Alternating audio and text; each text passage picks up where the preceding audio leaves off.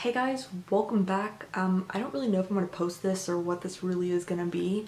I just kind of want to sit down and record some of my thoughts. Why? Because in 17 hours I take my sPAATZ exam. I never thought I was going to get here. And I know exactly what I'm going to post on Facebook when I do get my sPAATZ tomorrow. I'm going to say, I remember writing out when I got my Mitchell and I hashtagged it something like next stop sPAATZ. And I remember like deleting and like typing it in again like Earhart, Eker. Like I never really thought I'd get here. I knew it was possible, but I never really thought it'd be me. Which is crazy because I know I work my ass off. I know how hard I work in Kaplan to get things done and to do things. So I don't know why I doubted myself so much. And I mean, one of my friends keeps asking me like, how do you feel? Do you feel ready? And I'm like, I go through phases of when I do feel ready and when I don't, because I do a lot of Quizlet. And so if I do pass or when I pass, I'll post my studying tips for sPAATZ. But I've been on a lot of Quizlet and I'll go through some different flashcards or whatever, and I'll get them really easily and I'll know them all. And I'm like, I got this test. And then I'll flip to another one and I have no idea what's going on. Or read some of the leadership that's from like books like 12 to 16, and honestly, it makes no sense. It's all just technical garbage, whatever. I have no idea what they're talking about in any of those. I don't know. And then the PT, I have shin splints right now. So I've been icing my legs all day, but I gotta go run tomorrow, and I'm barely making my mile right now, and I've been running on a treadmill, and tomorrow I have to run it on a track with shin splints. And I know there's gonna be some adrenaline going, but it's different because I don't have anyone here to push me or to go. I just kind of have to do it on my own and have that motivation to do it, which is kind of scary. And then like I've been practicing the sit-ups on a sit-up bench, so if they don't let me do it on a sit-up bench, then I'm kind of screwed. And my sit and reach, I have no idea what my sit and reach score is. I mean, I can touch past my toes and I'm decently flexible, but I don't even really know what that looks like because I actually haven't tested on a sit and reach box in, quite frankly, a really, really, really long time. A lot of what's writing on me getting my sPAATZ is not just me having sPAATZ or being a sPAATZ cadet. I don't really care about the ego or the little number that everyone hashtags. I'll probably end up doing it anyway because it's pretty cool. But a lot of it is political for me. For dealing with all the stuff I've gone through recently in Texas Wing and in my squadron. And I think a part of me needs to get past the political garbage that's involved with it and move on to the I'm doing sPAATZ, I'm doing it for me. I mean, I've had a hashtag, which I'm not going to say on here because it's bad. But it's kind of just been my like, kind of a motivation and kind of just like okay, I can do it because of this. But I think I need to, especially with the last 17 hours, I've really been thinking about less of doing it for the motivation of the politics and the political garbage and do it more for me so that I can actually say that I did it. Because I remember being a basic and I was an A1C and I was staying late because I rode with the DCC in my squadron, and I was sitting there with a captain. A cadet captain was the highest ranking cadet we had in my squadron, and I think I'd been to basic encampment, and our cadet commander was a sPAATZ cadet, and I kind of talked to it with a lot of my friends because naturally all of my friends in Cap are pretty much officers of some extent. Well, they actually are. Most of them are diamonds, they're pretty close, and it's funny to think about that. I was so scared of that captain. Like I remember in that conversation, I remember he was sitting on the back of a truck and I was sitting on the floor and I was so scared. And then even being a second lieutenant, I remember being scared of first lieutenants. And at NISA, one of the girls I became really close to, she was a captain and I was a first lieutenant and I was so scared of her. And then as a captain, I was scared of majors, and majors, lieutenant colonels, and as lieutenant colonel, I'm still scared of lieutenant colonels and sPAATZ cadets. So scared. Well, not all of them. Like, once I'm friends with you, I don't really care. But there's something about it, about the respect level. And what I talked to a lot of my friends about is, it's crazy how people just see those things on your shoulders, and because of it, they just look up to you. It's such a crazy thought, because if I do get my diamonds, my triple diamonds, my golden hashtag, then people will look at me a different way. And more than anything else, because as a sPAATZ cadet, you're in the 0.5% of all cadets. I mean, if I go to an activity, there may be one other there. Maybe. I mean, it's crazy to think about. And all that's standing between me and being a sPAATZ cadet is 17 hours, my knowledge that I have, and actually passing. And I just need to come to the realization that I can pass. I will pass for me, and it involves politics because it always does, but I've studied. I have worked so hard and for so long. I remember I was trying to get my mile time down, and I kind of just, in like me keeping up with my run, I'd be hashtagging it run to sPAATZ.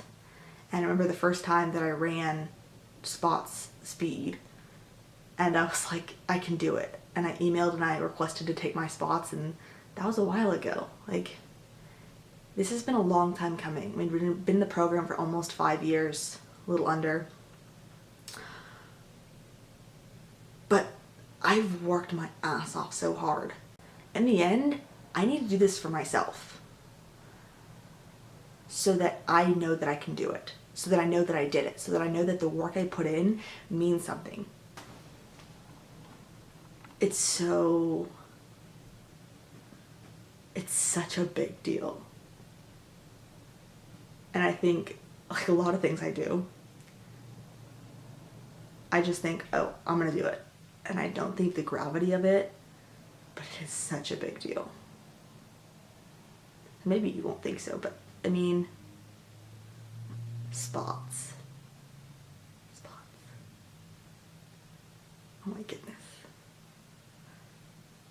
I'm kind of nervous now. Maybe I'm getting over the anxiety of not being able to fail and getting towards the nervous of what happens when I am a sPAATZ cadet. When I do pass.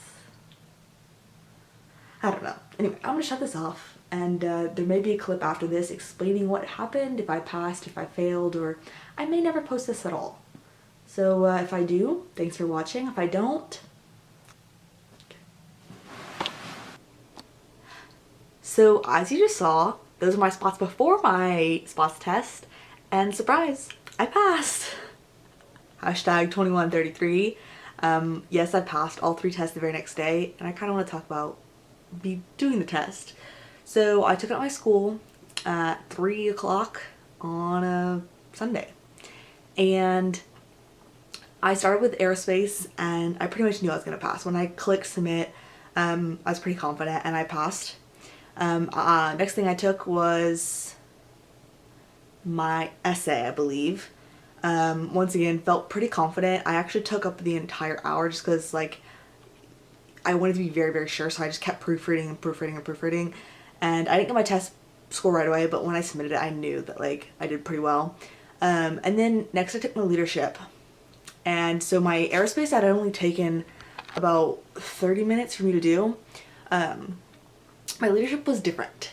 I had questions that I had never heard anything from. There was one about like the pillars of leadership or something along those lines, and the answers were like 1, 2, 3, and 4, and I was like, I have never heard of any of this. I have no idea what this is talking about, and I was very confused. So I had like 54 seconds left, and I stood up and said, I have to go to the bathroom. I walked to the bathroom, it was just a little bit away, and I screamed. I was just there, and I was like, I knew I failed. I was like, I know I'm done. And I basically yelled. Walked out. We're doing this in a library. Walked out, everyone looked at me, and I was like, why is everyone looking at me? I walk over, and my proctor goes, was that you? And I was like, was what me? And he's like, that noise. And I was like, oh yeah, that was me. I was like, I know I failed. And he goes, you didn't fail. And I was like, yeah, I did. He goes, no, you passed. You got an 80. So yeah, that was interesting. And then I ran my mile. And we went and did all the PT stuff. And the thing about my mile is, like, I know my mile time was nothing special, but here's the thing, I've been studying all day and hadn't eaten literally anything. So I'm running and I'm like probably halfway through and all I can see is spots. Like, my head is so lightheaded that I was literally gonna like pass out. And after I like passed and I was done, I sat down on the ground and like I could not like walk straight. Like, I had done everything else and I was just done. And we're like, I had to like walk down the stairs because I took it on an indoor track. And I had to like walk down the stairs and I was like holding onto the rail because I was like afraid I was gonna like pass out and like fall on the ground. And I got food and I was better, but like, interesting times, memories. So then I passed and I called one of my friends and I told him how great it was and how I passed. And then on my bus ride home, I got the email from my proctor, or the person who did my essay, and I passed. So I was very, very excited, and I drove myself to the store and got ice cream, called my sister, and she's like, I don't know what that means, but good job. I was very excited. Then the next weekend I went to a leadership school that Texas has. Found out very quickly that having 3 diamonds doesn't really mean anything. And that's one of the things, is that like I went into it and I never knew I wanted sPAATZ, but one thing I thought it would give you is like this political gain, because like I talked about is I as a cadet looked up so much to those who were sPAATZ cadets who did have those diamonds, and I was like scared of them. And turns out senior members don't necessarily feel the same way. Senior members still have this hierarchy, or many that I've dealt with, not all of them. If I ever called you a good senior member, that doesn't mean I feel that way about you. But I kind of feel like they still think that, oh, this cadet might be at the top 0.5% of all cadets, but they don't know what they're doing, and I really need to help them on every little thing that they're doing and micromanage them. So I thought that that would go a little bit, and people would just be like, oh, she knows what she's doing. Turns out not entirely true. I think cadets definitely fear me and do look at me with those diamonds, because I've done several things since then. National conference and Winter Command Council with NCAC, and it may be the NCAC thing, but I definitely think the diamonds scare them. Yeah, they definitely do, because I've had people just kind of stand there and watch me, and because of the YouTube channel, I don't know. Diamonds definitely scare cadets, not so much senior members. And I went to the sPAATZ Association dinner, and that's another thing, is I wasn't sure how that would feel, but I've now done like 2 things with the sPAATZ Association, one at National Conference and one at Winter Command Council, and turns out there's a lot of sPAATZ cadets in the world. I don't know, I really do think it's a cool thing, and one part of me kind of thinks it's too easy because I'm still in the program and I've had it for a year now, so I'm like, oh, I wish I could like keep going, but then I am kind of glad that there's like a halt, because I don't have to like work towards anything anymore, and no one's like, when are you gonna promote, when are you gonna promote? But I also think that like I could go farther. Like, I almost wish there was like a 0.05, whereas like no one got it. So I don't know, just my thoughts. And for those of you who are at sPAATZ are probably like, oh my gosh, no, it's already hard enough to get there. And yeah, it took me like almost 5 years to get there, but whatever, we'll see. I don't know. And now I have like a little challenge coin, and I got a wallet card that's actually happening again, and like, being sPAATZ is pretty cool. Those 3 diamonds, I've said this before with my service code, is like, especially when I'm wearing it, I can like feel the weight of it. Like with like Class Bs, you don't really like, it's just you're wearing Class Bs, but with Class As, I feel like there is a weight of like, not power, but like responsibility, and like everyone else is watching you. And I know that it's true because like I staffed an encampment as cadet commander, and I was the only sPAATZ cadet there, and for many I was probably the only sPAATZ cadet they've ever met or ever seen. And so like everyone is watching you. Everyone is like, what is she gonna do next? And still navigating it.